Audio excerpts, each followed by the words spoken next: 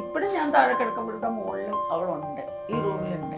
ഞാൻ പറയാ സുബിക്കല്ലേ ഉറക്കം കൂടുതൽ, അപ്പൊ സുബിയെ ആദ്യം വിളി. പകുതി പറഞ്ഞപ്പോ എനിക്ക് ഓർമ്മ വന്നു സുബി ഇല്ലല്ല. ഈ രാഹുൽ എന്നെ കെട്ടിക്കോട്ടെ എന്ന് ചോദിക്കുന്നു.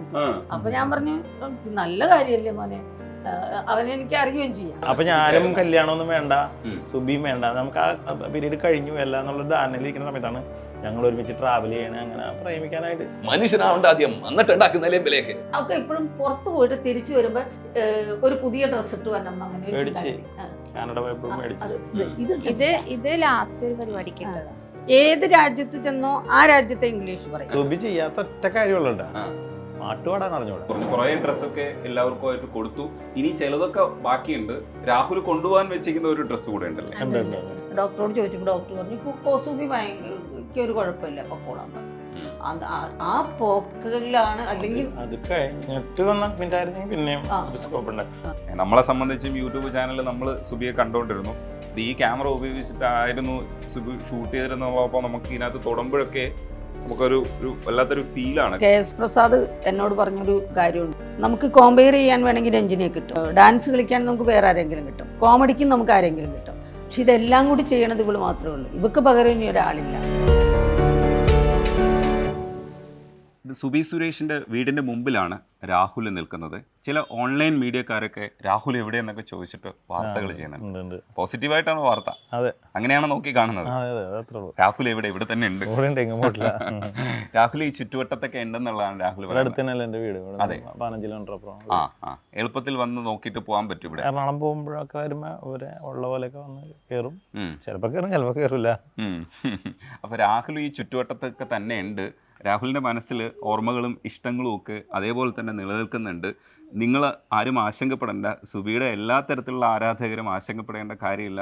രാഹുൽ ഈ പരിസരത്തൊക്കെ ഉണ്ട്. രാഹുലിൻ്റെ അടുത്ത് നമുക്ക് കൂടുതൽ കാര്യങ്ങൾ ചോദിക്കണം. ആദ്യം നമുക്ക് വീടിനകത്തേക്ക് കയറാം. കുടുംബാംഗങ്ങളെല്ലാം വന്നിട്ടുണ്ട്, നമുക്ക് ഓരോരുത്തരായിട്ട് പരിചയപ്പെടാം. അകത്തേക്ക് ഇരിക്കണം.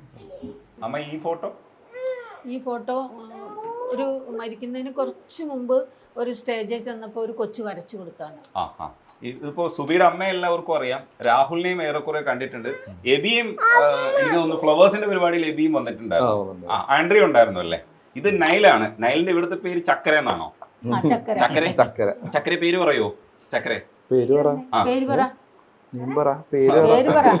പിന്നെ ഉള്ളത് അച്ഛനാണ്. അച്ഛൻ ശരിക്കും പറഞ്ഞു കഴിഞ്ഞാല് ഇപ്പൊ ഒരു സർവൈവലിന്റെ ഘട്ടത്തിലൂടെ കടന്നു പോവാണ്. 5.5 വർഷം ബോണസ് കിട്ടി അല്ലേ ചാ? അപ്പൊ ക്യാൻസർ ആണ് എന്ന് പറഞ്ഞു, എന്നിട്ട് അത് കവർ ചെയ്തു.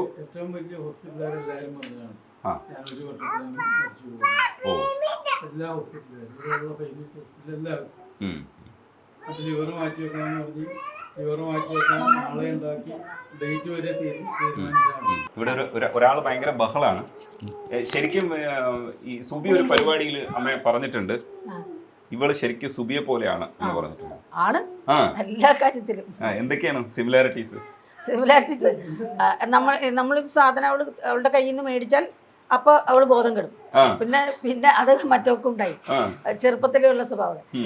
പിന്നെ നമ്മള് അവള് എന്തെങ്കിലും തിന്നുകൊണ്ടിരിക്കുകയാണ്, നമ്മൾ ചോദിക്കാന്ന് വിചാരിച്ചോ, നമ്മുടെ ഇവിടം വരെ കൊണ്ടുപോകും. അപ്പൊ നമ്മള് വാ വിളിക്കുമ്പോൾ നേരെ പുള്ളിക്കാരത്തി തന്നെ തരും, നമുക്ക് തരൂല.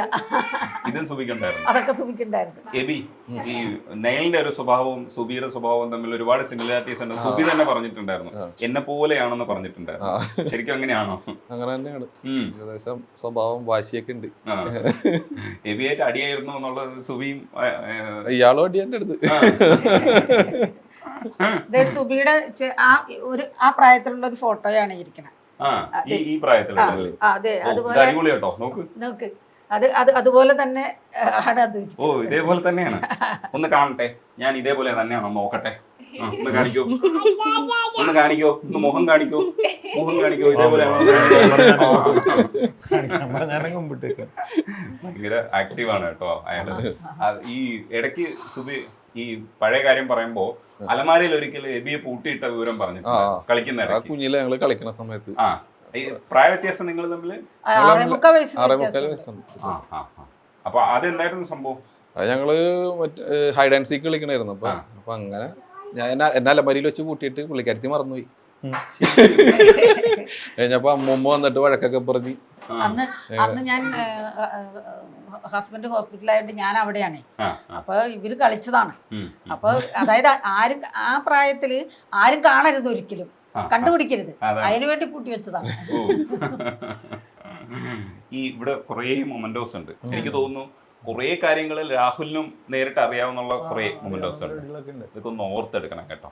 നമുക്ക് ഇതൊക്കെ ഒന്ന് സ്വസ്ഥമായിട്ട് പറയാം. കാരണം എന്ന് വെച്ചാൽ ഇവരൊക്കെ ജസ്റ്റ് ഒന്ന് പരിചയപ്പെടാമെങ്കിൽ നമുക്ക് ഡീറ്റെയിൽഡ് ആയിട്ട് ഇവരെ പരിചയപ്പെടാം. അതിന് മുമ്പ് എനിക്ക് ഭയങ്കര ക്യൂരിയോസിറ്റി ഉണ്ട്.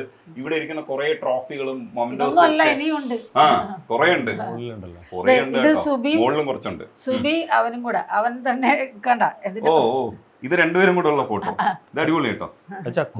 ഒന്ന് വരുമോ ചക്കു? എന്റെ അടുത്ത് വരൂ. ഇത് ആരാണെന്ന് പറഞ്ഞു തരുമോ? ഇതാരാ ഈ ഫോട്ടോയിലിരിക്കുന്ന? ആരാ? ചക്കര പുതിയ ചക്കര ചക്കര ചക്കര ചക്കര കളിയിലാണ്. ഓ ഇത് അടിപൊളി കേട്ടോ. അമ്മ ഈ മൊമെന്റോസ് ഒക്കെ ഒന്ന് പറഞ്ഞു. മൊമെന്റോസ് എവിടെ നിന്നൊക്കെ എന്നുള്ളത് പറയാൻ പറ്റില്ല. പകുതിയും പുള്ളിക്കാരത്തി കളഞ്ഞിട്ട് പോരാറാ പതിവ്. കാരണം ഇത് വയ്ക്കാൻ സ്ഥലമില്ല. അപ്പൊ ഇപ്പൊ ഇവള് വന്നപ്പോ ഇവളെല്ലായിടത്ത് കളിക്കണ കാരണം ഇനി നമുക്ക് കിട്ടാനും ഇല്ലല്ലോ നമ്മുടെ ടൈം. അതുകൊണ്ട് ഞങ്ങള് ഇപ്പൊ ഇത് പണത് ഇവിടെ വെച്ചതാണ്. അത് ഇത് ഇപ്പൊ വെച്ചതാണ്. ഇങ്ങനെ പല പല പ്രോഗ്രാംസിന്റെയാണ്. രാഹുലിന് ഓർമ്മ ഉണ്ടാവുമല്ലേ? കുറച്ച് എല്ലാനും ഇല്ല. ഇപ്പൊ പ്രോഗ്രാമിന് സെപ്പറേറ്റും പോണല്ല.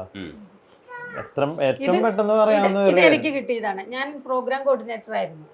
അപ്പൊ ഞാൻ ഇത് ഇവിടെ തിരുവനന്തപുരത്ത് ആറ്റുകാൽ പൊങ്കാലയ്ക്ക് പ്രോഗ്രാം ചെയ്തു. അപ്പൊ അവിടെ നിന്ന് അവര് ഏറ്റവും നല്ല പ്രോഗ്രാം ആയിരുന്നു എന്റെ. അപ്പൊ അതുകൊണ്ട് തന്നാണ് ഞാൻ പ്രോഗ്രാം കോർഡിനേറ്റർ. 1000 സ്റ്റേജെങ്കിലും ചെയ്തു. ഞാനൊക്കെ പോയിട്ടുണ്ട് പരിപാടി. അല്ല അത് ഏഷ്യാനെറ്റിലും മിന്നും താരം പ്രോഗ്രാമിന്റെ കോർഡിനേറ്ററും ഞാനായിരുന്നു. ഇടയ്ക്ക് ചോദിച്ചോട്ടെ, ഈ കക്ഷിയെ കുറിച്ച് ആദ്യം പറയുമ്പോ എന്തായിരുന്നു അമ്മയുടെ പ്രതികരണം? അയ്യോ എനിക്ക് എങ്ങനെയെങ്കിലും ഒന്ന് കല്യാണം കഴിച്ച് കിട്ടിയാൽ മതിയല്ല. അങ്ങനെയായിരുന്നു. അതല്ല, ആദ്യമൊക്കെ ഞാൻ ആദ്യം ഒരു 18 വയസ്സായപ്പോ ഒരു പയ്യൻ വന്നു. കല്യാണം ദുബായിൽ നിന്ന് വന്നിട്ട് അവൻ നേരെ വീട്ടിൽ വന്ന് ചോദിക്കുകയത്. അപ്പൊ ഞാൻ പറയും വേണ്ട, എനിക്കത് താല്പര്യമില്ല എന്ന് പറഞ്ഞു. പിന്നെ ആയപ്പോ ഞാൻ പറയും ഏത് ജാതിയാണെങ്കിലും കുഴപ്പമില്ല, നീ ഒന്ന് കെട്ടിക്കണ്ടുവെച്ചാൽ മതി എന്ന് പറയുമായിരുന്നു. ഈ രാഹുലിന്റെ കാര്യം ആദ്യം പറഞ്ഞപ്പോഴാ കാനഡയിൽ വെച്ച് അവള് ഫോൺ വിളിച്ച് കളിയാക്കി പറയാണ് എന്നോട്, ദേ ഈ രാഹുൽ എന്നെ കെട്ടിക്കോട്ടെ എന്ന് ചോദിക്കണമെന്ന്. അപ്പൊ ഞാൻ പറഞ്ഞു നല്ല കാര്യമല്ലേ മോനെ, അവനെ എനിക്ക് അറിയുകയും ചെയ്യാം, നല്ല കാര്യമാണ്, നീ ആരെ വേണമെങ്കിലും കെട്ടിക്കോ. എല്ലാവർക്കും ഇഷ്ടമായിരുന്നു. എല്ലാവർക്കും. പിന്നെ ഞങ്ങൾ ഇപ്പോഴും മോനെ പോലെ അല്ലേ. എബി അങ്ങനെ ഉടക്കുന്നില്ല. എബിക്ക് എങ്ങനെയെങ്കിലും അവള് കല്യാണം കഴിച്ചാൽ മതി എന്നുള്ളതായിരുന്നു. ഇവര് ഞങ്ങൾക്ക് എല്ലാവർക്കും താമസിക്കാനുള്ള വീടുണ്ട്. ഞാൻ ശരിക്കും പറഞ്ഞ വേറെ വീട് വെച്ച് കൊടുത്തത് തന്നെ കാര്യം, ഇവള് കല്യാണം കഴിക്കാതെ അവിടെ നിൽക്കണം. അപ്പൊ ഇവര് കല്യാണം കഴിച്ച് ജീവിക്കുമ്പോ മനുഷ്യ സഹജമായ ഒരു അസൂയ അങ്ങനെയൊക്കെ വരുമല്ലോ. അപ്പൊ അത് വേണ്ടാന്ന് ഓർത്തിട്ട് വേഗം വീട് വെച്ച് വേറെ മാറ്റിയതാണ്. ഇപ്പൊ അവള് കല്യാണം കഴിക്കുകയാണെങ്കിൽ ഇവിടെ നിന്നോട്ടെ, ഞങ്ങൾക്കും കിടക്കാൻ വീടായല്ല. എന്നിട്ട് അവസാനം തീരുമാനിച്ചിരുന്നോ പുള്ളിക്കാരി? അവസാനം ആയപ്പോ അത് എന്നുള്ളൊരു പ്ലാൻ ഉണ്ടായിരുന്നു. അമ്മയടുത്ത് ഷെയർ ചെയ്തോ? പുള്ളി ഇങ്ങനെ വരും, ഇവിടെ വർത്താനം പറയും. അങ്ങനെ പ്രത്യേകിച്ച് ഒരു പ്രേമോ അങ്ങനത്തെ കാര്യങ്ങളൊന്നും പുള്ളിക്കാരത്തേക്കില്ല. പറഞ്ഞില്ലേ രാഹുൽ വന്നു എന്നും പറഞ്ഞ് വിളിച്ച് വന്നാലും ദേ ഇവിടെ വന്ന് കിടന്നു ഇവിടെ കിടന്നുറങ്ങും. രാഹുലിന്റെ വിളിച്ച് തന്നെ അങ്ങനത്തെ ഒരു സ്വഭാവം. പക്ഷെ രാഹുലിന് കുറച്ചുകൂടെ ഒരു റൊമാൻറ്റിക് ആയിട്ടുള്ള ഒരു ഇഷ്ടം ഉണ്ടായിരുന്നു. രാഹുലിന്റെ വീട്ടുകാർ അത് പറയുമ്പോ സുബി എങ്ങനെ ഭയങ്കരമായിട്ട് നെഗ്ലക്ട് ചെയ്യും? കുഴപ്പമൊന്നുമില്ല, അങ്ങനെയൊന്നും. ഞങ്ങൾ ഒരുമിച്ചല്ല ട്രാവൽ ചെയ്യണേ. ഞങ്ങളിപ്പോ ട്രാവൽ ചെയ്യുന്ന സമയത്ത് സുബിയുടെ അടുത്ത് ഏതെങ്കിലും ഒരു സായിപ്പ അല്ലെങ്കിൽ വേറൊരു വ്യക്തിയാണെങ്കിൽ അയാളുടെ കൈയും കാലം പിടിച്ച് അയാളെ മാറ്റിച്ചിട്ട് എന്നെ കൊണ്ടുവരും ഇവിടെ. അങ്ങനത്തെ പരിപാടി ഉണ്ടായിരുന്നു. അപ്പൊ ഞാനും കല്യാണമൊന്നും വേണ്ട, സുബിയും വേണ്ട, നമുക്ക് ആ പീരീഡ് കഴിഞ്ഞു എല്ലാം എന്നുള്ള ധാരണയിൽ ഇരിക്കുന്ന സമയത്താണ് ഞങ്ങൾ ഒരുമിച്ച് ട്രാവൽ ചെയ്യണേ. അങ്ങനെ പ്രേമിക്കാനായിട്ട് ഇത്ര ഏജ് ആയില്ലേ, അപ്പൊ പിന്നെ ഇനി എവിടെ പ്രേമിക്കാനുള്ള സമയം. നമ്മൾ വർക്ക് ഞങ്ങൾ രണ്ടും കൂടി ഒരു ഇവന്റ് കമ്പനി ഉണ്ടാക്കാം, നമുക്ക് സ്റ്റേജ് ഷോസ് ഒക്കെ ഒരുപാട് പിടിക്കാം. അങ്ങനെ കുറെ പ്ലാനിങ്ങുകളൊക്കെ ഉണ്ട്. ഇപ്പൊ ഒരു സ്റ്റാഴ്സിനെ വിളിക്കണമെങ്കിൽ ഞാൻ വിളിച്ചാൽ ചിലപ്പോ കിട്ടൂല, സുബി വിളിച്ചാൽ ചിലപ്പോ ഓക്കെ ആവും. ഞങ്ങൾക്ക് കൊച്ചിൻ ഹാർമണി ഞങ്ങൾ കൊച്ചിൻ ഹാർമണി എന്ന് പറഞ്ഞൊരു ഗ്രൂപ്പ് ഒരു ഈവന്റ് ആണ് ഞങ്ങൾക്ക് ഉണ്ടായത്. ഒത്തിരി സ്റ്റേജുകൾ ഞങ്ങൾക്ക് ട്രാവലർ ഉണ്ടെന്ന്. ട്രാവലറിന്റെ മോളിൽ നിന്ന് നമുക്ക് കോസ്റ്റ്യൂം ഇറക്കാൻ നേരം കിട്ടിയിട്ടില്ല. ഒരു ദിവസം കണ്ണൂരാണെങ്കിൽ ഒരു ദിവസം അങ്ങനെ പോയിക്കൊണ്ടിരിക്കുക. അന്ന് സ്വന്തമായിട്ട് ഡാൻസ് ഗ്രൂപ്പും ഉണ്ട് ഞങ്ങൾക്ക്. എല്ലാം ചെയ്തുകൊണ്ടിരുന്ന പിന്നെ ഇപ്പോൾ കുറേ കാലമായിട്ട് ഞാനതൊക്കെ ഒന്ന് പതുക്കെ ഇവള് ഈ TV പ്രോഗ്രാമിൽ ഇങ്ങനെ ഇതായതോടുകൂടി നിർത്തിക്കളയും. അതിന് ഞങ്ങൾ ഇവള് വേണമെന്നില്ല, വേറെ ഏതെങ്കിലും ഒരു ആർട്ടിസ്റ്റ്, ശാലുമേനോ അങ്ങനെ ആരെങ്കിലും, ഏതെങ്കിലും ഒരു ഷംന കാസിമിനെ വെച്ച് ചെയ്തിട്ടുണ്ട്. അപ്പോൾ അവരെ ആരെങ്കിലും ഒരു ആർട്ടിസ്റ്റിനെ വിളിച്ചിട്ട് പ്രോഗ്രാം ചെയ്യും. അങ്ങനെ ഒത്തിരി പ്രോഗ്രാംസ് ചെയ്തിട്ടുണ്ട്. സുബിക്ക് ഒരുപാട് ഡ്രസ്സ് ഉണ്ടായിരുന്നു എന്ന് പറഞ്ഞു. കുറേ ഡ്രസ്സൊക്കെ എല്ലാവർക്കും ആയിട്ട് കൊടുത്തു. ഇനി ചിലതൊക്കെ ബാക്കിയുണ്ട്. രാഹുൽ കൊണ്ടുപോകാൻ വെച്ചിരിക്കുന്ന ഒരു ഡ്രസ്സ് കൂടെ ഉണ്ടല്ലേ? ആ, അതുകൂടെ നമുക്ക് കാണാം കേട്ടോ. അമ്മ ഈ റൂമില് ഇടയ്ക്കൊക്കെ പൊടി തടയ്ക്കാൻ വേണ്ടിയിട്ട് മാത്രം വരിക? ആ, ഒരാള് ഒരു കുട്ടീനെ നിർത്തിട്ട് ഒരു 2 ആഴ്ച കൂടുമ്പോൾ ഒന്ന് പൊടി തുടച്ചിട്ട് മാത്രം പോകും. അല്ലാണ്ട് ഞാൻ ഇതിൻ്റെ അകത്ത് കയറാറേ ഇല്ല. എനിക്ക് സങ്കടമാണ് അത്. വാഷിംഗ് മെഷീൻ ഇരിക്കണ കൊണ്ട് മാത്രം മുകളിൽ കയറും എന്ന് വിചാരിച്ച് ഈ റൂം ഞാൻ തുറക്കാറില്ല. പൊടി തുറക്കണവർ വന്ന് തുറച്ചിട്ട് പോകും. അത്ര മാത്രം. ഇപ്പോൾ യൂട്യൂബ് ചാനലിൽ ഇപ്പോൾ ഒന്നും ചെയ്യുന്നില്ലല്ലോ. അവസാനം ബർത്ത്ഡേ ഒരു സാധനം മാത്രമാണ് ഞാൻ അല്ല, ചെയ്യുന്നുണ്ട്. ഞങ്ങൾ തുടങ്ങും. എല്ലാവരും പുറത്തുനിന്നൊക്കെ ആൾക്കാർ വിളിച്ച് ചോദിക്കാതെ എന്താ ചെയ്യാത്തതെന്ന്. ചെയ്യണം. അത് കുറേ വീഡിയോസ് ഇരിപ്പുണ്ട്. അവസാനമായിട്ട് രാഹുൽ ആയിട്ട് ഒത്തിരി യാത്ര ചെയ്തതിൻ്റെ വീഡിയോസൊക്കെ ഇരിപ്പുണ്ട്. അപ്പം അത് ഇട്ട് തുടങ്ങാൻ നോക്കി. രാഹുൽ എന്ത് യാത്രയായിരുന്നു രാഹുൽ? കാനഡ പോയി അങ്ങനെ പോകുമ്പോൾ എടുത്തിട്ടുള്ള വീഡിയോസ് അല്ലേ? അത് കുറേ വീഡിയോസ് ഉണ്ട്. പിന്നെ കൊച്ചിന്റെ ചോറൂണിന് ഞങ്ങൾ അന്നേരം രാഹുലുണ്ട്, ഞങ്ങൾ എല്ലാരും കൂടെ പോയി ചോറൂണ് അതൊക്കെ എടുത്തിട്ടുണ്ട്. ഇടാനുണ്ട്. പക്ഷെ എന്തോ ഒരു നമുക്ക് മനസ്സങ്ങോട്ട് അനുവദിക്കണില്ല. അതുകൊണ്ടാണ് കാലത്ത് തന്നെ ഹസ്ബൻഡ് വന്ന് വിളിച്ചു, എണീക്ക് അവരൊക്കെ വരൂലേ എന്ന് ചോദിച്ചു. അപ്പോൾ രാത്രി ഉറക്കിയില്ല. എന്നിട്ട് നേരം വെളുക്കാറാകുമ്പോഴാണ് ഉറങ്ങണത്. അപ്പോൾ ഞാൻ ഇച്ചിരി 8 മണി വരെയൊക്കെ കിടക്കും ശരിക്കും. അപ്പോൾ എന്നെ വന്ന് വിളിച്ചപ്പോൾ ഞാൻ പറയാ, സുബിക്കല്ലേ ഉറക്കം കൂടുതൽ, അപ്പോൾ സുബിയെ ആദ്യം വിളി എന്ന്. അപ്പോൾ പോലും എനിക്ക് ഇവിടെ ഉണ്ട് എന്നുള്ളതാണ് നമ്മുടെ ഒരു ചിന്താഗതി. അപ്പോൾ പകുതി പറഞ്ഞപ്പോൾ എനിക്ക് ഓർമ്മ വന്നു സുബി ഇല്ലല്ല. അപ്പോഴും ഞാൻ പറഞ്ഞു സുബിയെ വിളി, എന്നിട്ട് ഞാൻ എണീറ്റോളാം. അത് പകുതി പറഞ്ഞപ്പോഴാണ് അത് അത്ര പോലും അവളിവിടെ ഇല്ലാന്ന് ഞങ്ങൾ ചിന്തിച്ചിട്ടില്ല. ഇപ്പോഴും ഞാൻ താഴെ കിടക്കുമ്പോഴുടെ മുകളിലും അവളുണ്ട്, ഈ റൂമിലുണ്ട്. അങ്ങനെയാണ് ചിന്തിച്ചത്. അല്ലെങ്കിൽ എവിടെയെങ്കിലും അമേരിക്കയൊക്കെ പോവുമല്ല, അങ്ങനെ പോയേക്കുവാണ്. അങ്ങനെ ചിന്തിക്കും. ശരിക്കും നമ്മളൊക്കെ മറക്കാൻ ഉള്ള സമയമായിട്ടില്ല. ഞാൻ ഇതിനകത്തേക്ക് കയറുമ്പോൾ തന്നെ എനിക്ക് ഏറ്റവും സിനിമയിലെ കഴിഞ്ഞിട്ട് ഏറ്റവും കൂടുതൽ ഇഷ്ടപ്പെട്ട കുട്ടിപ്പട്ടാളത്തിലാണ്.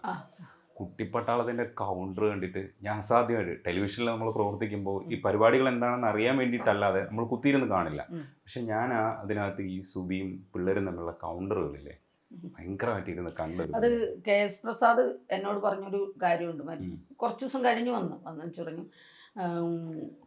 നമുക്ക് കോമ്പയർ ചെയ്യാൻ വേണമെങ്കിൽ രഞ്ജിനിയെ കിട്ടും, ഡാൻസ് കളിക്കാൻ നമുക്ക് വേറെ ആരെങ്കിലും കിട്ടും, കോമഡിക്ക് നമുക്ക് ആരെങ്കിലും കിട്ടും. പക്ഷെ ഇതെല്ലാം കൂടി ചെയ്യണത് ഇവള് മാത്രമേ ഉള്ളൂ. ഇവക്ക് പകരം ഇനി ഒരാളില്ല എന്ന് KS പ്രസാദ് എന്നോട് പറഞ്ഞത് എൻ്റെ മനസ്സിലുണ്ട്.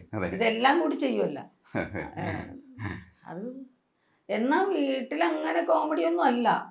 ആളൊരു ഉള്ളിൽ സീരിയസ് ആയിട്ടുള്ള ഒരാളാണ്. ചിലരൊക്കെ അങ്ങനെയാണ്. ഇപ്പൊ ജഗതി ചേട്ടൻ അത്രയും കോമഡി അടിക്കുമ്പോൾ നമ്മൾ വിചാരിക്കാൻ ഒരു കൊമേഡിയൻ ആയിരിക്കും എന്ന് വിചാരിക്കും. ഒരിക്കലല്ല, വളരെ സീരിയസ് ആയിട്ട് ചിന്തിക്കുന്ന ഒരാളാണ്. ഈ വീടിനകത്തേക്ക് വരുമ്പോൾ പലപ്പോഴും നമുക്ക് അബദ്ധം പറ്റും. ഈ നമ്മൾ ഓർക്കുന്നുണ്ടെങ്കിലും കോൺഷ്യസ്ലി ഓർക്കുന്നുണ്ടെങ്കിലും ചിലപ്പോൾ അബദ്ധം പറ്റും. അപ്പോൾ ശരിക്കും രാഹുൽ അതിനകത്തേക്ക് വരുമ്പോൾ എപ്പോഴെങ്കിലും ഒക്കെ ഇതേപോലെ അമ്മയ്ക്ക് പറ്റിയതുപോലെ പറ്റിയിട്ടുണ്ടോ? അല്ല, നമ്മളിങ്ങനെ സെക്കൻഡ് ബേസിൽ ഇങ്ങനെ ഓർത്തോണ്ടിരിക്കും. ചിലപ്പോൾ പ്രോഗ്രാം ഇങ്ങനെ പോയിക്കൊണ്ടിരിക്കും. ഇപ്പൊ രാഹുൽ ഇത്തിരി ശരിക്കും പറഞ്ഞാൽ രാഹുൽ ഇവള് കൂടിയ പിന്നെ രാഹുൽ പറഞ്ഞ എൻ്റെ നല്ല കാലമെന്ന് അത്ര അത് പിന്നെ ഈ പ്രോഗ്രാം കൊണ്ട് നിലത്തിരിക്കാൻ പറ്റില്ല. അതുകൊണ്ട് രാഹുൽ എല്ലാം മറക്കുവാണ് ശരിക്കും. ഓട്ടം കൂടുതലായതുകൊണ്ട് പ്രോഗ്രാംസ് ഉണ്ട്. പിന്നെ നമ്മള് ഇങ്ങനെ ഓർക്കും. എന്തായാലും നമ്മൾ 5 മിനിറ്റ് ചെയ്യുമ്പോൾ പല കാര്യങ്ങളായിട്ട് ഇങ്ങനെ മിസ് ചെയ്യും. സിമിലാരിറ്റി ഉള്ള പല ഒരു ഫ്ലൈറ്റിൽ കയറിയാൽ പോലും ഒരു ഫ്ലൈറ്റിൽ ഇതേ ഇപ്പൊ കഴിഞ്ഞ ദിവസം ഒരു വീഡിയോ എനിക്ക് അയച്ചു തന്നെ. ഇവിടെ ആരടുത്തിരിക്കണോ അത് രാഹുലായിട്ടൊന്നും അല്ല, ആരടുത്തിരിക്കണം. ഇപ്പൊ ഷാരടിയാണ് അടുത്തിരിക്കണമെങ്കിലും ഇനി ആരാണ് അടുത്തിരിക്കണമെങ്കിലും അവർ തോളെ ചാരി കിടന്നുറങ്ങും. അത് ആരാണെന്നൊന്നുമില്ല. അപ്പൊ തോളെ ചാരി കിടന്നുറങ്ങിയിട്ട് ജാസി ഗിഫ്റ്റ് ഫോട്ടോ എടുത്തിട്ട് ചിരിക്കണ ഒരു വീഡിയോ കഴിഞ്ഞ ദിവസം സുബി തന്നെ മുമ്പ് പറഞ്ഞിട്ടുണ്ട്, അച്ഛന്റെ മടിയിലും പ്രോഗ്രാംസിന് പോകുമ്പോൾ അച്ഛന്റെ മടിയിലും വയറിലൊക്കെ കിടന്ന് ഉറങ്ങിയിട്ടാണ് രാവിലെ പ്രോഗ്രാം ചെയ്യുന്നതെന്ന്. ശരിക്കും ഈ പ്രോഗ്രാംസിന് ഇപ്പൊ പോകുമ്പോൾ രാഹുൽ പോകുമ്പോഴത്തേക്ക് ഇപ്പൊ കുറെ കാലം കൊണ്ട് ഒരുമിച്ച് നിങ്ങൾ പല വേദികളിലും പ്രവർത്തിക്കേണ്ടി വരുമ്പോൾ ആ ഒരു മിസ്സിങ് ഭയങ്കരമായിട്ട് വരില്ലേ? അതെ, പ്രോഗ്രാം പോകുമ്പോൾ പല കാര്യങ്ങളായിട്ട് ബന്ധപ്പെട്ട് ഇതുപോലെ എവിടെയോ സംഭവിച്ചിട്ടുണ്ടെന്ന് ഇങ്ങനെ ആലോചിക്കുന്നു നമ്മള്. റിപ്പീറ്റ് ഇത് എവിടെയോ ദേജാവ് പഠിക്കും. പിന്നെ ഒരു കൊല്ലത്തോളം ഞാനും സുബിയും തന്നെയാണ് പ്രോഗ്രാമിന് പോയിക്കൊണ്ടിരുന്നത്. ഇപ്പൊ ഞങ്ങൾ കമ്മിറ്റ് ചെയ്തേക്കണ ട്രിപ്പുകളൊക്കെ ഉണ്ട്, അതിനകത്തൊക്കെ സുബി ഉണ്ടായിരുന്നു. സുബി വെച്ചാണ് എല്ലാം ചെയ്തു വെച്ചേക്കാൻ. ഈ മഞ്ഞപ്പിത്തം ഉണ്ടെന്ന് നമ്മൾ സ്ഥിരീകരിച്ചതിന് ശേഷം പോലും ജാർഖണ്ഡിൽ പ്രോഗ്രാം ഉണ്ട്. അപ്പൊ ഞാൻ പറഞ്ഞു പോകണ്ട, ഞാനന്ന് ഹോസ്പിറ്റലിൽ കിടക്കോ രാജഗിരിയിൽ. അപ്പോൾ ഞാൻ പറഞ്ഞു മോള് പോകണ്ട എന്ന് പറഞ്ഞു. അപ്പോൾ ഇല്ലമ്മേ, അത് രാഹുലിന് കുറേ നഷ്ടം വരും. ജാസി ഗിഫ്റ്റിൻ്റെ എൻ്റെയും പടമൊക്കെയാണ് അവിടെ വച്ചേക്കണത്. അപ്പോൾ അവർക്ക് കുറേ നഷ്ടം വരും, ഞാൻ പോകാം. അത് ഞാൻ പറഞ്ഞു. അപ്പോൾ ഡോക്ടറോട് ചോദിക്കാൻ പറഞ്ഞു. ഇവിടെ അടുത്തൊരു ഡോക്ടർ കണ്ട് മരുന്നൊക്കെ മേടിച്ച് ഡോക്ടറോട് ചോദിച്ചപ്പോൾ ഡോക്ടർ പറഞ്ഞു പൊക്കോ സുബി, ഒരു കുഴപ്പമില്ല, പൊക്കോളാൻ പറഞ്ഞു. ആ പോക്കലാണ്. അല്ലെങ്കിൽ അത് കഴിഞ്ഞിട്ട് വന്ന് അഡ്മിറ്റ് ആയിരുന്നെങ്കിൽ പിന്നെയും ഒരു സ്കോപ്പ് ഉണ്ട്. അത് കഴിഞ്ഞിട്ട് പിന്നെ പാലക്കാട് പിറ്റേ ദിവസം തന്നെ പാലക്കാട് പ്രോഗ്രാം ചെയ്തു. പിന്നെ അങ്ങനെ പ്രോഗ്രാം എന്ന് വെച്ചാൽ അവള് ആരെയും ചതിക്കില്ല, ചെല്ലാന്ന് പറഞ്ഞാൽ ചെയ്യാതെ ഇരിക്കില്ല. കമ്മിറ്റ്മെന്റ്സ്. അത് എന്തോ ഒരു സിനിമ വന്നിട്ട് പോലും, സിനിമ വന്നാലും ഒരു പ്രോഗ്രാം അതിന്റെ ഇടയിലുണ്ടെങ്കിൽ ഇല്ല, ഞാൻ ഇല്ലെന്ന് പറയും. സിനിമകൾ വളരെ കുറവാണ്. പുള്ളിക്ക് താല്പര്യമില്ല.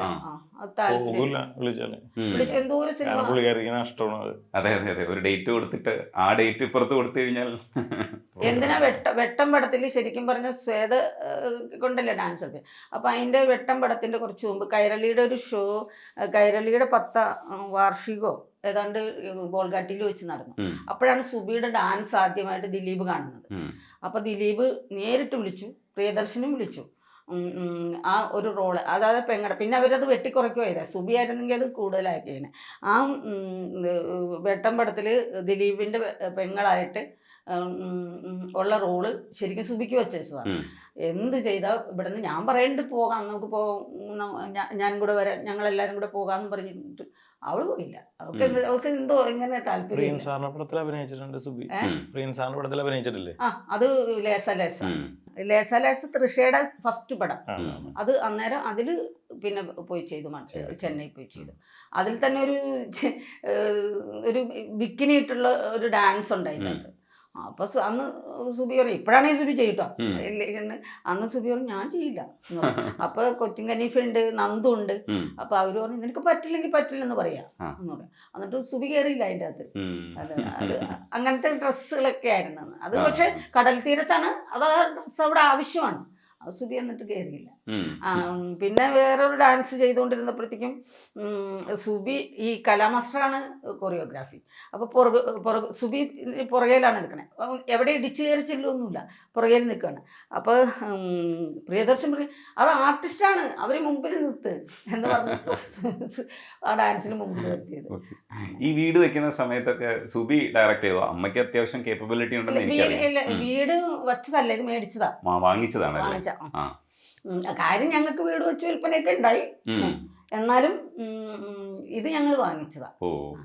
വാങ്ങിച്ചിട്ട് പിന്നെ ഒത്തിരി ഇതിൻ്റെ അകത്ത് വേറെ വാങ്ങിച്ചപ്പോൾ സ്ട്രക്ചർ മാത്രമേ ഉള്ളൂ. പിന്നെ ഞങ്ങൾ ഒത്തിരി കാര്യങ്ങളൊക്കെ ഇതിൻ്റെ അകത്ത് ചെയ്തു.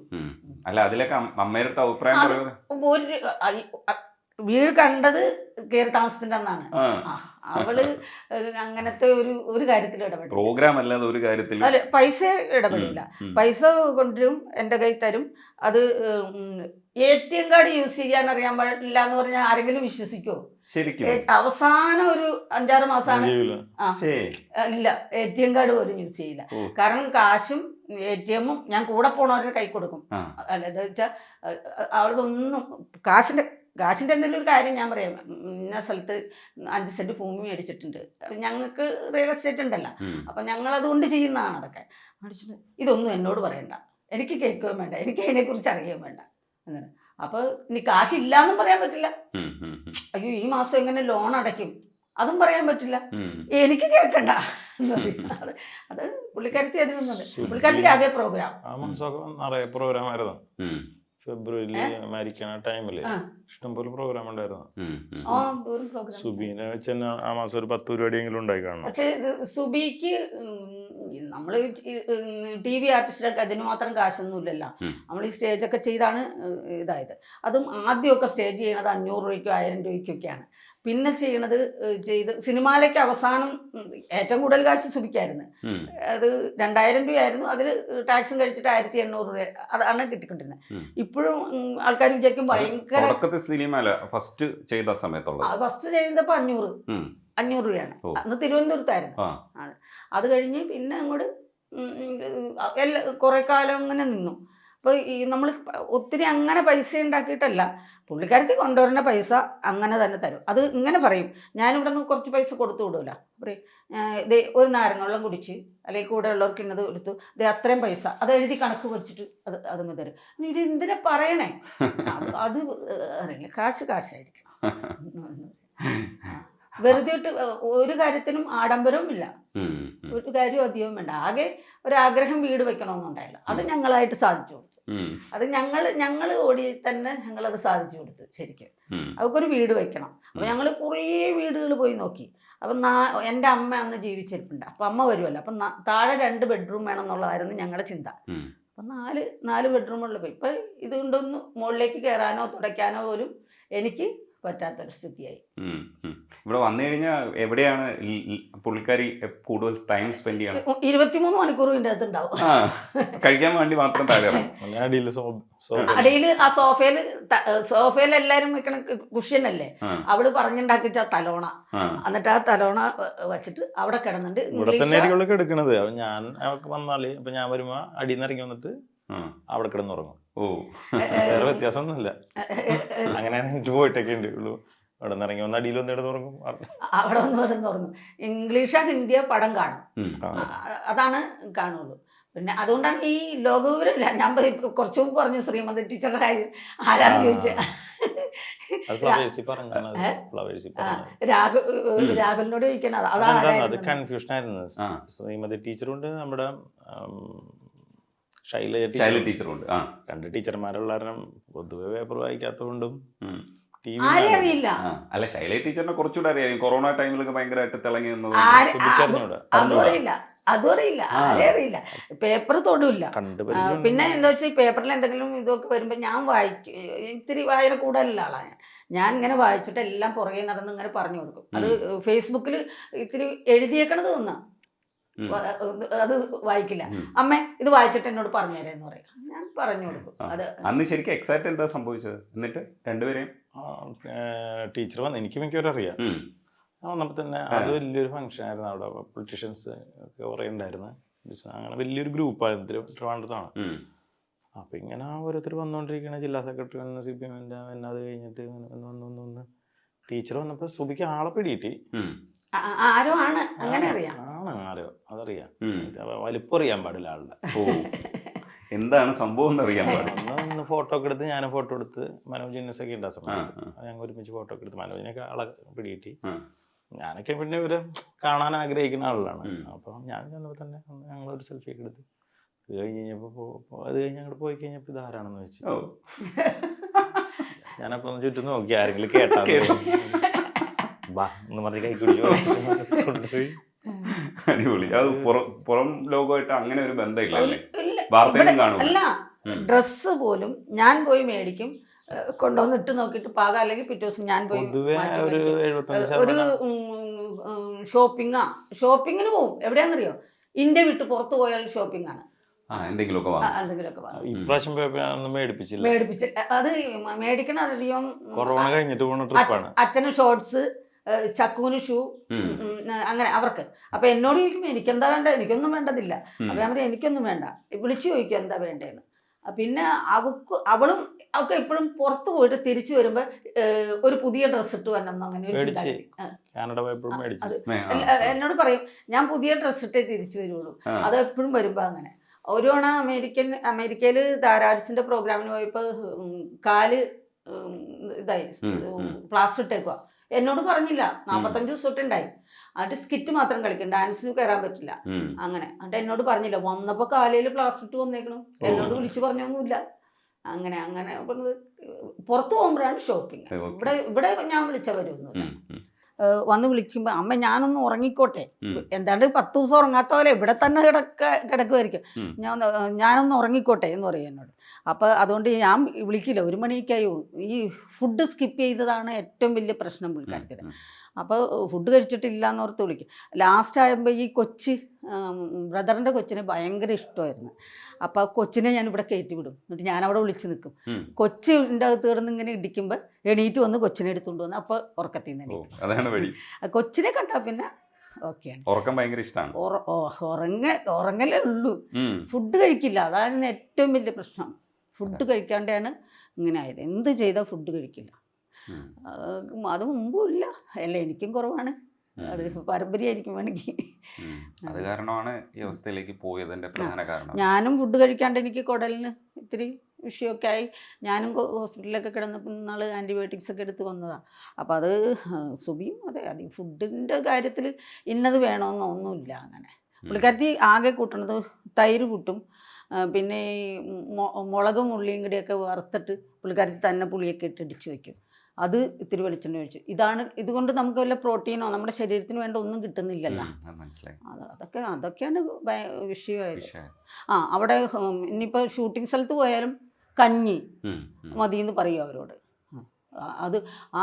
അത് മാത്രമാണ് കഴിക്കണേ. ഏറ്റവും വിഷയമായത് ഫുഡ് കഴിക്കാത്തതാണ്. അമ്മ ശരിക്കും കുറെ ഡ്രസ്സൊക്കെ കൊടുത്തെങ്കിലും ഇനിയും അലമാരക്കകത്ത് ഓർമ്മകൾ ഉണ്ടാവും.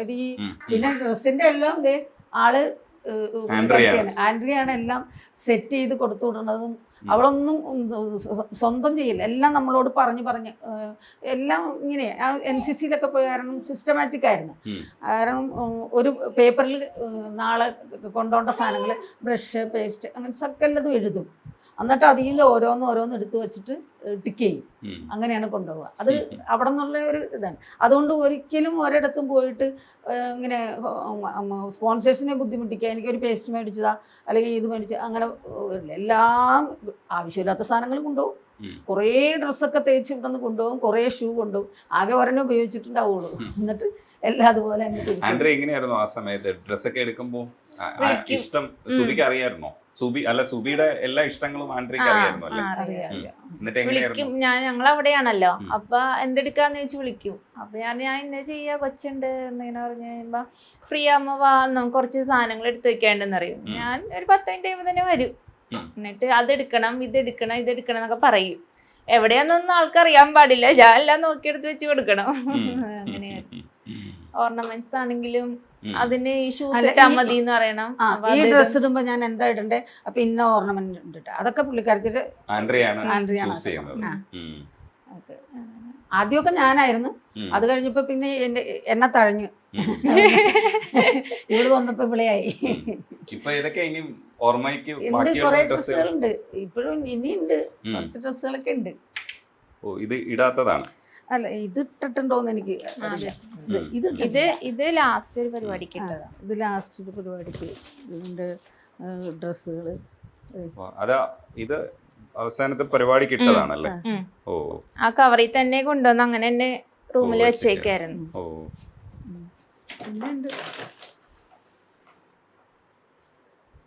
ബാക്കിയുള്ളതൊക്കെ കൊടുത്തത് ആർക്കാ കൊടുത്തതൊക്കെ? അങ്ങനെയല്ല, റിലേഷൻസിനും പിന്നെ ഇവക്ക് ഭാഗമുള്ളതൊക്കെ ഇവള് കൊണ്ടുപോയി. പിന്നെ റിലേഷൻസിനും ഒക്കെ അങ്ങനെ എല്ലാവർക്കും കൊടുത്തു. മിനിഞ്ഞാന്നും കൂടി കൊടുത്തു. ഇതൊക്കെ ഇനി ആരാ ഉപയോഗിക്കുക? ഇങ്ങനെ ഇത്രയും വലിയ ഡ്രസ്സൊന്നും ആരും കൊണ്ടുപോയാലും ഉപയോഗിക്കൂലല്ലോ. അതെ, ഇതെല്ലാം പ്രോഗ്രാംസിനൊക്കെ ഉപയോഗിക്കുന്ന ടൈപ്പ് ആയതുകൊണ്ടല്ലേ ഭയങ്കര ഹെവി ആയിരിക്കും. അല്ല, ഭയങ്കര ഹെവി ഡ്രസ്സുകളാണ്. ഹെവിയുള്ളതൊക്കെ ഞാൻ ഇടിച്ചു കൊടുക്കും. അത് തന്നെ അവൾക്ക് ഇഷ്ടമല്ല അങ്ങനെ ഡ്രസ് ഇടാൻ. ഇടിച്ചു വിടും. അത് നമ്മൾ ഇടിക്കണം. ഊരാനും ആള് വേണം കൂടെ. അങ്ങനെ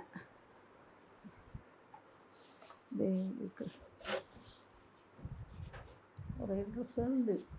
ശരിക്കും ഓർമ്മയാണല്ലേ ഇതൊക്കെ. പിന്നെ ഡാൻസിന്റെ കോസ്റ്റ്യൂമൊക്കെ ഞങ്ങളുടെ കൂടെ ഡാൻസ് കളിക്കണ പിള്ളേരെ വിളിച്ചു കൊടുത്തു. ഡാൻസിന്റെ കോസ്റ്റ്യൂംസ് ഒക്കെ ഒത്തിരി ഉണ്ട്. കാരണം ഈ അമേരിക്കയൊക്കെ പോകുമ്പോൾ 8ഉം 10ഉം പ്രാവശ്യമൊക്കെ അവർക്ക് സ്റ്റേജിൽ കയറേണ്ടി വരും. കാരണം ഈ കുറച്ച് പേരല്ലേ പോണത്. അപ്പൊ പോകുമ്പോൾ ഡാൻസിൻ്റെതായ ഡ്രസ്സുകളൊക്കെ അപ്പൊ എല്ലാം ഇവിടെ നിന്ന് കോസ്റ്റ്യൂമൈസ് എല്ലാം ചെയ്ത് കൊടുത്തു. അതെല്ലാം കൊണ്ടുവന്ന് ഇവിടെ അടുക്കി വെച്ചേക്കാൻ. അതൊക്കെ പിന്നെ ഞാൻ ഡാൻസിന്റെ പിള്ളേർക്കൊക്കെ വെച്ച് കൊടുത്തു. ഇതൊക്കെ ഞാൻ മറന്നുപോയി. അങ്ങനത്തെയൊക്കെ കുറേ ഉണ്ട്. ഇത് ശരിക്കും സുബി ഉപയോഗിച്ചിരുന്ന ബെഡ്റൂമാണ്. ഇവർക്ക് ഒരുപാട് ഓർമ്മകൾ ഇതിനകത്തുണ്ട്. അമ്മ വരുമ്പോൾ തന്നെ പറയുന്നുണ്ടായിരുന്നു സുബി ഉണ്ടെന്ന് കരുതിയിട്ട് വിളിക്കണം എന്നായിരുന്നു വിചാരിച്ചിരുന്നതെന്ന് പറയാം. ഈ വീട് കംപ്ലീറ്റ് കുറേ ഓർമ്മകളാണ്. ഒരുപാട് കാര്യങ്ങൾ, അതായത് സുബി ഇനിയും ചെയ്യാൻ ബാക്കി വെച്ചിട്ടുള്ള ഒരുപാട് ഓർമ്മകളും ഇവർക്ക് ഷെയർ ചെയ്യാനുണ്ട്. കുറേയൊക്കെ നമുക്ക് അത് കവർ ചെയ്യാം. കാരണം കുറച്ച് ഓർമ്മകൾ നമ്മുടെ മനസ്സിലും കുറേ ഓർമ്മകൾ ഉണ്ടല്ലോ. അതൊക്കെ ആയിട്ട് ഒരുപാട് കണക്ഷൻസ് വരും ഇവിടുത്തെ ഓരോ മൊമെൻറ്റോസും ഒക്കെ കാണുമ്പോൾ. നമുക്ക് താഴോട്ട് ഇറങ്ങിയാലോ. സുബിയുടെ ജീവിതത്തിൽ ഈ ഘട്ടത്തിൽ ഏറ്റവും പ്രധാനപ്പെട്ട ഒരു ബാഗാണ് അമ്മ പറഞ്ഞിരുന്നു. ഇത് ശരിക്കും എന്താണെന്ന് പറഞ്ഞിരുന്നു. ചേച്ചിയുടെ യൂട്യൂബ് ചാനൽ തുടങ്ങിയപ്പോൾ ഒരു ക്യാമറയും ഞങ്ങൾ കുറേ മൈക്കും സാധനങ്ങളൊക്കെ മേടിച്ചായിരുന്നു. അപ്പം അതിൻ്റെ ഇപ്പം ഇത് എടുക്കാറില്ല. ഇപ്പം എടുക്കാറില്ല. ഇത് എടുക്കുമ്പോൾ ഒരു സങ്കടം. ഇത് ഇടയ്ക്ക് ചാർജ് ചെയ്യാൻ വേണ്ടി മാത്രം ജസ്റ്റ് ഒന്ന്. ഇപ്പൊ ക്യാമറ ഓപ്പറേറ്റ് ചെയ്തിരുന്ന ആരൊക്കെയാ? ഞാനും പിന്നെ ചേച്ചിയുടെ ഒരു അസിസ്റ്റന്റ് പയ്യനുണ്ട്. ഇതായിരുന്നു ശരിക്കും യൂട്യൂബ് ചാനൽ. ഇതാണ് ഇത് യൂട്യൂബ് ചാനൽ. ശരിക്കും ഇത് ഒരു ഭയങ്കര ഒരു മെമ്മറിയാണ്. നമ്മളെ സംബന്ധിച്ചും യൂട്യൂബ് ചാനൽ നമ്മൾ സുബിയെ കണ്ടുകൊണ്ടിരുന്നു. ഇത് ഈ ക്യാമറ ഉപയോഗിച്ചിട്ടായിരുന്നു സുബി ഷൂട്ട് ചെയ്തിരുന്നുള്ളപ്പോൾ നമുക്ക് ഇതിനകത്ത് തൊടുമ്പോഴൊക്കെ നമുക്കൊരു വല്ലാത്തൊരു ഫീലാണ്. കാരണം ഇവരും ആ രീതിയിലാണ് ഇത് ഇപ്പോൾ വെച്ചേക്കുന്നത്. എന്ന് വെച്ചാൽ പൊടിയടിച്ച് ഇടയ്ക്ക് വെക്കും, ചാർജ് ചെയ്ത് വെക്കും എന്നതിനപ്പുറത്തേക്ക് ഇത് ഉപയോഗിക്കുന്നില്ല എന്നുള്ളതാണ്. അപ്പോൾ ഇത് ഉപയോഗിച്ച് ഇനിയും യൂട്യൂബ് ചാനൽ മുന്നോട്ട് കൊണ്ടുപോകണം. കുറേ ആൾക്കാർ ശരിക്കും ആഗ്രഹിച്ച് മേടിച്ചതൊക്കെ. ഇത് വർഷങ്ങൾക്ക് മുമ്പ് ടിനി ടോം, പ്രസാദേട്ടൻ, അജയ് ഉണ്ടപ്പക്രു, അജിച്ചേട്ടൻ അങ്ങനെയുള്ളവരോടെയാണ് അത് രൂപീകരിക്കുന്നത്. അന്ന് മണിച്ചേട്ടനായിരുന്നു അതിൻ്റെ പ്രസിഡന്റ്. അപ്പം അതിനകത്തൊരു എക്സിക്യൂട്ടീവിൽ വന്ന ഏക ലേഡിയാണ്. ഒരേ ഒരാളായിരുന്നു സുബി. അതാണ് ഇതിൻ്റെ ഏറ്റവും വലിയ പ്രത്യേകത. അന്നത്തെ എക്സിക്യൂട്ടീവ് മെമ്പേഴ്സിൽ സുബി മാത്രമേ പെണ്ണായിട്ടുണ്ടായിരുന്നുള്ളൂ എന്നുള്ള നമ്മുടെ ഒരു സ്ട്രോങ് സംഘടനയാണിത്. എല്ലാ ആർട്ടിസ്റ്റുകൾക്കും ഭയങ്കര ഗുണമുണ്ട്. ഇപ്പൊ ഈ അടുത്തൊക്കെ ഷോസ് ഒക്കെ ചെയ്ത്. അമ്മ ഈ കുറെ തുട്ടുകൾ ഇവിടെ അടുക്കി വെച്ചിട്ടുണ്ട്. സുബി കൊണ്ടുവന്നതാണ്. അതെ അതെ. എല്ലാ രാജ്യത്തും പോകുമ്പോ ഞാൻ പറയും എനിക്ക് അവിടുത്തെ ഒരു കോയിൻ കൊണ്ടുവരണം. എനിക്കാണ് അതിനൊക്കെ ഇൻട്രസ്റ്റ്. അപ്പൊ എനിക്ക് കൊണ്ടുത്തരും. എല്ലാ രാജ്യത്തെയും കോയിൻസ് ഉണ്ട് ഇതിൻ്റെ അകത്ത്. എനിക്ക് അവള് പോയ 8 പാസ്പോർട്ട് ഉണ്ട്. അത്രയും രാജ്യങ്ങളിൽ പോയിട്ടുണ്ട്. ആരും പോകാത്ത സ്ഥലത്ത് വരെ പോയിട്ടുണ്ട്. 600 മലയാളികൾ മാത്രമുള്ള സ്ഥലത്തൊക്കെ പോയിട്ടുണ്ട്. അടിപൊളി. അപ്പൊ അവിടെ നിന്നൊക്കെ ഈ കോയിൻ കളക്ട് ചെയ്യും. അത് അമ്മ വിളിച്ച് ഓർമ്മിപ്പിക്കുമോ? അല്ല, ഞാൻ പറയും എല്ലായിടത്തും പോയ ഒരു കോയിൻ എനിക്ക് കൊണ്ടുത്തരണമെന്ന്. അപ്പൊ ഇത് ശരിക്കും കൂളിംഗ് ഗ്ലാസ് ആയിരുന്നു. അപ്പൊ ഈ അടുത്ത ദിവസം ഞാൻ അതെടുത്ത് മാറ്റിയിട്ട് വൈറ്റ് ഗ്ലാസ് ഇട്ടേച്ച് അതിൻ്റെ ഉള്ളിൽ വെച്ചതാണിത്. ഇത് അടിപൊളി. ഒരു കൗതുകമാണ്. ചെറുതിനകത്ത് കൈയിടാൻ ശ്രമിക്കൂലേ? അയ്യോ അല്ല, അവളുടെ കയ്യിൽ അതിൻ്റെ അകത്ത് ആ പറയലൊക്കെ ചില്ലറ ഇട്ട് വയ്ക്കും ഇവിടെ രാജേട്ടൻ. എന്നിട്ട് അത് എടുത്തുകൊണ്ട് വന്നിട്ട് ഇത് ഇങ്ങനെ കയറ്റി വെക്കും. അവളുടെ കൈ കയറുമല്ല. എടുക്കാൻ പറ്റൂല, അങ്ങോട്ട് തള്ളി വെക്കുമല്ല. ഇപ്പൊ ഈ 25 വയസ്സൊക്കെ മിനിങ്ങാന്ന് അങ്ങനെ കയറ്റി വെച്ചതാ. Hi Nile. മിണ്ടോ? ഇന്ന് ആദ്യമായിട്ട് ഇത് താത്തി കണ്ടേക്കണേ. ഇല്ല ഇതിൽ കൂടെ പോയി അവിടെ കിടക്കും. ചെറിയ ചക്കര എന്നാണോ പേര്? നൈൽ എന്നാണോ പേര്? നൈൽ എന്നാണോ പേര്? പറയൂലേ? ഇച്ചിരി നേരം കഴിഞ്ഞാൽ തലയിലായിരിക്കും. സുബിയുടെ ഫുഡിനെ കുറിച്ചാണ് നമ്മൾ പ്രധാനമായിട്ട് സംസാരിച്ചത്. പക്ഷെ ഇവിടെ വന്നിട്ട് വീട്ടിൽ വന്നിട്ട് എന്താ കഴിക്കുക? ആകെ കഴിക്കണത് യോഗട്ട് മേടിക്കണം, തൈര്, പിന്നെ പുള്ളിക്കാരത്തി തന്നെ കുറെ മുളകും ഉള്ളിയും ഒക്കെ ഇങ്ങടെ ഇങ്ങനെ വറക്കും. പുളിയിട്ട് ഇടിച്ചു വെക്കും. എന്നിട്ട് അത് ഇത്തിരി വെളിച്ചെണ്ണ ഒഴിച്ചിട്ട് ഇതാണ് കഴിക്കല്. വേറെ കറികളൊന്നും എല്ലാം അരിഞ്ഞൊക്കെ തരും എനിക്ക്. പക്ഷെ ഒന്നും ഇങ്ങനെ സാലഡൊക്കെ നന്നായിട്ടുണ്ടാക്കും. സാലഡ് ഉണ്ടാക്കി വിളിക്കും ചിലപ്പോൾ എന്നെയൊക്കെ. എനിക്ക് വീട്ടിൽ തന്നായിരിക്കും. എനിക്ക് ഭയങ്കര ഇഷ്ടമാണ് സാലഡ്സ് ഒക്കെ. അല്ലാണ്ട് അങ്ങനെ ആദ്യമൊക്കെ എല്ലാം കഴിക്കുമായിരുന്നു. പിന്നെ ആയപ്പോ ഒന്നും കഴിക്കാൻ. പുറത്തോട്ടൊക്കെ പോയി കഴിഞ്ഞാൽ എല്ലാരും പുള്ളിക്കാരത്തി ചെയ്തോളും. കൂടുതലും ആണുങ്ങളായിരിക്കും. കൂടെ ഉള്ളവർക്കൊക്കെ ചായ ഇട്ട് കൊടുക്കുക എല്ലാം ചെയ്യും. ഇവിടെ ഇങ്ങനെ അടുക്കളയിൽ ചെറുപ്പത്തിലൊക്കെ കയറുമായിരുന്നു. പിന്നെ കയറില്ല. പിന്നെ കയറാറില്ല. ടൈം കിട്ടൂല, കാരണം വെളുപ്പം കാലത്ത് വന്ന് കിടന്നാൽ പിന്നെ എണീക്കണത് ഉച്ചക്കൊക്കെ ആയിരിക്കുള്ളൂ, പിന്നെ അവർക്ക് അടുക്കള കയറാൻ സമയമില്ല. അപ്പൊ ആ ഹാബിറ്റ് തന്നെ മാറിപ്പോയി. അങ്ങനെയുണ്ട്. ആ റൂമും കൂടെ ഒന്ന് കാണിച്ചു തരുമോ? അപ്പൊ ഇംഗ്ലീഷൊക്കെ നന്നായിട്ട് ഏരിയും ചെയ്യുമല്ലോ, നല്ല ഫ്ലുവൻ്റ് ആയിട്ട്. ഏത് രാജ്യത്ത് ചെന്നോ ആ രാജ്യത്തെ ഇംഗ്ലീഷ് പറയും. അതുകൊണ്ട് ഈ ഇപ്പൊ എംബസി പോകുമ്പോഴും ഒക്കെ ഇവളെ എല്ലാരും മുമ്പിൽ നിർത്തും. കാരണം ഇവള് സംസാരിച്ച് ശരിയാക്കി എടുത്തോളുമല്ല. ബാക്കിയുള്ളവർ പ്രചോദ് തന്നെ ഒരു ഇതിൽ പറഞ്ഞിട്ടുണ്ട്, ജോൺ ബിട്ടാസിന്റെ ഒരു പ്രോഗ്രാമിൽ പറഞ്ഞിട്ടുണ്ട്. പ്രചോദ് ശരിക്കും BA കാരനൊക്കെയാണ് അറിയാം, ഇംഗ്ലീഷൊക്കെ അവർക്ക് അറിയാം, പക്ഷെ അവരുടെ ഇംഗ്ലീഷിൽ പറയാൻ അറിഞ്ഞു. അപ്പൊ അതിൽ ആ ഒരു പ്രോഗ്രാമിൽ സാജു കൊടിയും എന്ന് പറഞ്ഞിട്ടുണ്ട്, നീ ഇവിടെ വെച്ച് മലയാളിയും എയർപോർട്ടിൽ ചെന്നാൽ പിന്നെ മദാമയുമാണ്, അതെങ്ങനെയാണെന്ന് ചോദിച്ചിട്ടുണ്ട് സാജു കൊടിയും. ചെറുപ്പത്തിൽ ഇംഗ്ലീഷ് മീഡിയം സ്കൂളിൽ അത് മാത്രമല്ല കാര്യം, പിന്നെ അവള് NCCയിലൊക്കെ ഉണ്ടായല്ലോ. അപ്പൊ NCCയുടെ ഓഫീസേഴ്സ് എല്ലാം ഹിന്ദിക്കാരും. അപ്പൊ ഇംഗ്ലീഷും ഹിന്ദിയും തമിഴും എല്ലാം കൈകാര്യം ചെയ്യും. തമിഴ് അസലായിട്ട് പറയും. തമിഴൊക്കെ ഡബ് ചെയ്യണതൊക്കെ പുള്ളിക്കാരത്തി തന്നെയാ ചെയ്തതൊക്കെ. ഹിന്ദി അസലായിട്ട് പറയും. ബാർഗൈൻ ചെയ്യാനൊക്കെ പുള്ളിക്കാരത്തി മിടുക്കത്തിയാ. നമ്മളൊരു സാധനം മേടിക്കാനായിട്ട് ബാർഗൈൻ ചെയ്യണം. NCCയിൽ ഉണ്ടായിരുന്നോണ്ട്. പിന്നെ അത് തന്നെയല്ല, ഈ രാജ്യങ്ങളിലൊക്കെ പോയി അവിടെ ഇംഗ്ലീഷിലേക്ക് പറ്റുള്ളൂ. അങ്ങനെ അപ്പൊ അമേരിക്കയിൽ ചെന്നാൽ അവിടുത്തെ ഇംഗ്ലീഷ് നമ്മള് ഭയങ്കര വർക്ക് ഹോളിക്കായിരുന്നു. ഞങ്ങൾ ജാർഖണ്ഡ് പോയിരുന്നു. ശരിക്കും പറഞ്ഞാൽ സുബിക്ക് നടക്കാൻ വയ്യ, കണ്ണ് മഞ്ഞച്ചുണ്ട്, അങ്ങനെ പ്രശ്നങ്ങളൊക്കെ ഉണ്ട്. അപ്പോൾ ഞാൻ അമ്മനെ വിളിച്ച് ചോദിച്ചപ്പോൾ പറഞ്ഞു ഉണ്ട്, ഇനിയിപ്പോൾ അത് പറയണ്ട, വന്നിട്ട് ഇവിടെ നമുക്ക് അഡ്മിറ്റ് ആവാന്ന് പറഞ്ഞു. എന്നാൽ അവിടെ പരിപാടി കഴിഞ്ഞ് അടങ്ങി ഒതുങ്ങി ഇരുന്നാലല്ലേ ശരിയാവുള്ളൂ. നമുക്ക് ഇപ്പം പറഞ്ഞ പോലെ ഈ മഞ്ഞപ്പിത്തൊക്കെ വന്ന റെസ്റ്റാണ് പറയണത് കൂടുതലും. ഞങ്ങൾ എന്നെയും വിളിച്ചുകൊണ്ട് ഒരു മലയുടെ മുകളിലേക്ക് പോയി. അന്ന് ഞാനാണ് ക്യാമറമാൻ. അവിടെ ചെന്നപ്പോൾ കിതപ്പ് കുടുങ്ങി. അതായത് ജാർഖണ്ഡിൽ ധോണിയുടെയൊക്കെ വീടിൻ്റെ അടുത്താണ്. അവിടെ അകലം മുകളിലൊരു അമ്പലം, കാറ് കുറച്ച് ഇട കഴിഞ്ഞിട്ട് പിന്നെ നമ്മൾ മുകളിലേക്ക് കയറണം. അവിടെ നടന്ന് കയറി കിതപ്പായി അതൊക്കെ. അപ്പോൾ ഉള്ളിൽ ഈ ഓർഗൻസിൽ ഇത് കൂടിക്കൊണ്ടിരിക്കുകയല്ലേ. അങ്ങനെ അപ്പം വർക്ക് ചെയ്യണം, എപ്പിസോഡുകൾ എടുക്കണം, സ്വന്തം യൂട്യൂബ് ചാനലൊക്കെ ഉണ്ടല്ലോ. അപ്പം അങ്ങനെ ഒരു പ്രശ്നമൊക്കെ പറ്റിയായിരുന്നു. അങ്ങനെ ഒരു സംഭവം. പിന്നെ ഈ മൾട്ടി ടൂളാണ് പുള്ളി. സ്റ്റേജിൽ ആവശ്യത്തിന് ജീവൻ നിലനിർത്താനുള്ളത് കഴിക്കും. ഫ്ലൈറ്റിലൊക്കെ വെച്ച് ഭക്ഷണം വന്നു കഴിഞ്ഞാൽ അഗതിയൊക്കെ ഞാൻ തന്നെ കഴിക്കേണ്ടി വരും. എനിക്ക് ഇഷ്ടമുള്ളതാണെങ്കിൽ കഴിക്കും, അല്ലെങ്കിൽ കളയും. അതിലേക്ക് ഏതെങ്കിലും രാജ്യത്ത് പോയാൽ എല്ലാവരും പറയും അമേരിക്കയിൽ ചെന്ന് എല്ലാവർക്കും ചോറ് വേണം അങ്ങനെയൊക്കെ പറയില്ലേ. അവൾക്ക് ആ രാജ്യത്തെ ഫുഡ് ട്രൈ ചെയ്യാനാണ്. അത് എനിക്കും അങ്ങനെ തന്നെയായിരുന്നു. ഞങ്ങൾ ആ ഗ്രൂപ്പിൽ ഒരു ശല്യമായിരുന്നു, ഞങ്ങൾ രണ്ടുപേരും. ഞങ്ങൾക്ക് അത് മതി എന്ന് പറയും. പിന്നെ ഞാൻ തന്നെ കോർഡിനേറ്റർ ആയ കാരണം ഞാൻ പറഞ്ഞ കൂടുതൽ ഒരു പ്രാധാന്യം. കേരളീയർ എവിടെ പോയാലും ചോറ് മോര് അതൊക്കെ മതി എന്ന് പറയും. അത് നമ്മൾ ഇവിടെ നിന്ന് പോണത് ഇത് ഒഴിവാക്കാനാണ്.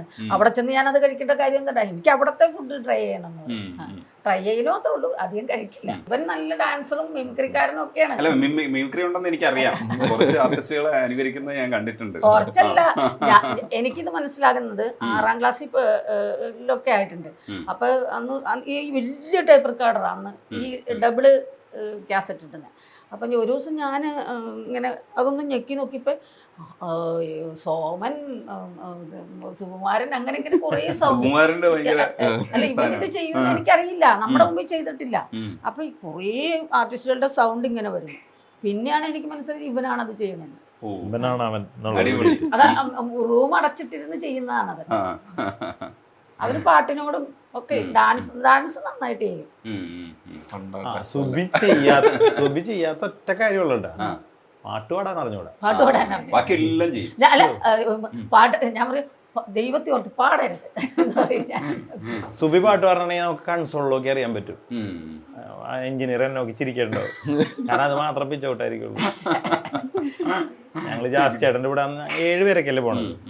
സുബി കോമ്പയർ ചെയ്യും, ഡാൻസ് കളിക്കും, സ്കിറ്റ് എല്ലാം ഉണ്ട്. പക്ഷെ പാട്ട് പക്ഷെ ഈ ജാസി ചേട്ടൻ്റെ ജാസി ഗിഫ്റ്റിന്റെ പരിപാടിയിൽ എന്ന് പറഞ്ഞാൽ കോറസ് കൂടുതലാണ്, അതിന്റെ സ്ട്രെങ്ത് കൂടുതലും അതിനകത്താണ് ഇരിക്കുന്നത്. അപ്പൊ ഞങ്ങൾ പാടിയേ പറ്റൂ. 7 പേരൊക്കെയല്ലേ പോയിട്ടുള്ളൂ.